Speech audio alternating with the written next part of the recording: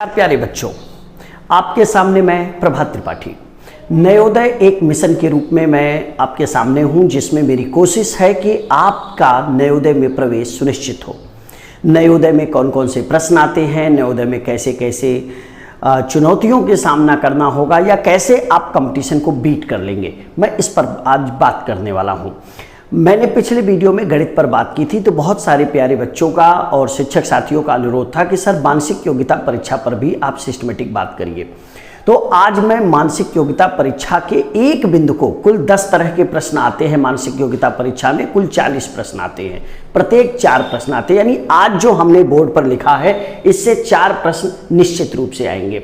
तो आज मैं इन पर जो है अपनी चीज़ों की समझ आपको बनाने में मदद करूंगा, तो आप पूरे वीडियो को ध्यान से देखिएगा। हाँ, एक रिक्वेस्ट है कि आप चैनल को सब्सक्राइब जरूर करिए, बेल आइकन कर लीजिए जिससे नोटिफिकेशन आपको मिलता रहे, और अपने दोस्तों को, प्यारे जो है बच्चों को, आप सभी शिक्षक साथी इसे भेजिए जिससे उनको इसका लाभ मिले। आज मैं बात करूंगा असंगत को अलग करना। इसमें कुल 10 तरह के विभाजन मैंने किए हैं। पहला है आकृतियों के आकार। आप ध्यान से देख सकते हैं कि यहाँ 4 तरह की आकृतियां दी गई हैं। इन तीनों आकृतियों में आप देख सकते हैं सीधी रेखा का उपयोग है, जबकि वृत्त इससे अलग है। यानी एक प्रश्न आकृतियों के आकार से संबंधित हो सकता है, जिसमें यह ऑप्शन आपका सही है, विकल्प सही है, क्योंकि ये असंगत है। दूसरे तरह का जो बिंदु होता है आकृतियों के अंगों के परिमाण, यानी जो उनकी साइज है साइड की, उसकी बात होगी। आप अगर देखिए इन चारों में तो आपको एक अंतर दिखेगा। इनके सभी भुजाएं समान हैं, इसकी भी सभी भुजाओं का माप समान है, इसकी भी सभी भुजाओं का माप समान है, जबकि इसके साथ ऐसा नहीं है। इसमें ये क्या है कि इसकी साइज और इसकी साइज, यानी दोनों का माप अलग अलग है। तो आपको ये लगेगा कि भाई ये असंगत है, क्योंकि इसमें जो है इसकी साइज अलग है। अब हम अगले तीसरे बिंदु पर बात करें, आकृतियों में संबंध। 2 आकृति का एक साथ जोड़ा है, आपका संबंध देखना है। देखिए पहले हम इसको देखते हैं, तो इन दोनों के जो संपर्क से जो एक नई आकृति बनी है वह इसी के ही समान की आकृति है। इन दोनों के संपर्क की भी आकृति जो बनी है वह भी उसी के समान है।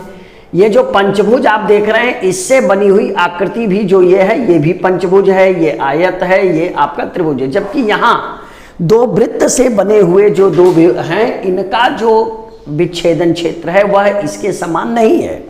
यानी जो आकृतियों में संबंध है ये असंगत है, तो यह आपका विकल्प सही होगा। आकृति का घूर्णन एक प्रकार का प्रश्न होता है, तो जरा इसको हम फिर से समझते हैं कि आकृति का घूर्णन कैसे है। ये देखिए घड़ी की दिशा में घूम रहा है, ये भी घड़ी की दिशा में घूम रहा है, ये भी घड़ी की दिशा में घूम रहा है, जबकि ये घड़ी के उल्टी दिशा में घूम रहा है।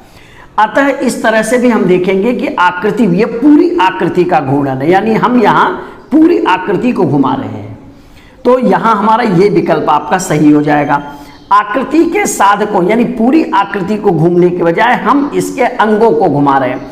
तो आप जरा देखिए कि यहाँ से तीर और ये, इसके बीच का 135 अंश का कोण आपको दिख रहा होगा, और ये किस दिशा में है, यहाँ देखिए आप इसके घड़ी की दिशा में चले हैं। यहाँ जरा देखिए, यहाँ भी तीर से ये गोली आप देखिए तो ये भी 135 अंश है घड़ी की दिशा में। तीर से गोली 135 अंश घड़ी की दिशा में, तीर से गोली 135 अंश घड़ी की दिशा में, लेकिन तीर से 135 अंश या जो भी कोण बना है वो घड़ी की उल्टी दिशा हो गई।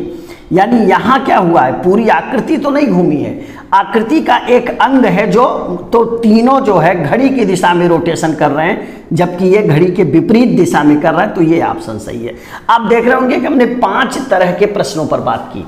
पहला आकृति का आकार हो सकता है, आकृति के अंगों का परिमाण हो सकता है, उनमें संबंध हो सकते हैं, आकृति, पूरी आकृति का घूर्णन हो सकता है, या आकृति के अंगों का, साधकों का घूर्णन हो सकता है। ये 5 तरह के प्रश्न हैं। छठे तरह का प्रश्न ये है कि अगर हम इनको देखें कि ये एक पूरी आकृति है, ये एक पूरी आकृति है, ये एक पूरी आकृति है, ये 4 विकल्प हमारे सामने हैं। हम देखें तो 2 और ये 3 है, यहाँ ये 2 है, ये 3 है, यहाँ ये 3 है, ये 2 है, और यहाँ ये 3 है, ये 2 है। आप क्लियर समझ गए होंगे कि सर ये वाला ऑप्शन सही है, क्योंकि इस आकृति में अंतर है। यहाँ इनकी संख्या 3 है, इसकी संख्या 2 है। बाकी सब में त्रिभुज की संख्या आपको 3 दिख रही है, और ये जो वर्ग है, छोटा चतुर्भुज है, वो 2 है। तो आकृति में अंतर संख्यात्मक रूप से, मात्रात्मक रूप से इस प्रश्न में दिख रहा है।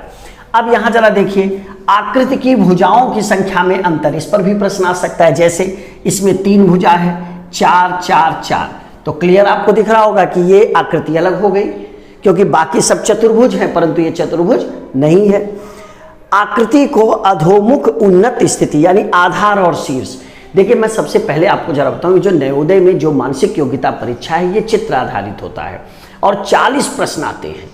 पहला प्रकार का जो प्रश्न है वो यही है, असंगत को अलग करना। तो ये जो वीडियो आपको मैं दे रहा हूं, ये आपकी हेल्प करेगा कि हम किन किन आधार पर छांट लें कि कौन असंगत है, और आपके 4 प्रश्न एकदम श्योर एंड सर्टेन हो जाएंगे। तो आपको अभ्यास करना है, मैं प्रैक्टिस पेपर भी आपको देता रहूंगा, तो आप इसको समझते हैं। हम 8वां बिंदु, यहां आप गौर से देखिए, सबका आधार, यानी जो आधार है वो आप देखिए स्ट्रेट लाइन है, सिवाय इसके। जो सेकंड वाला है, सेकंड में आप देख सकते हैं, सेकंड का आधार जो है वह सीधी रेखा नहीं है, अतः यह अलग हो गया। इन तीनों में सीधी रेखा है, तो यह विकल्प हमारा जो है असंगत है, ये असंगत है। क्यों? क्योंकि बाकी सबका आधार जो है वो समान है, समतल है। लिखने की विधि, ये बड़ा कई बार प्रश्न आता है अल्फाबेट के लिए, टी है, यन है, सी है, यल है।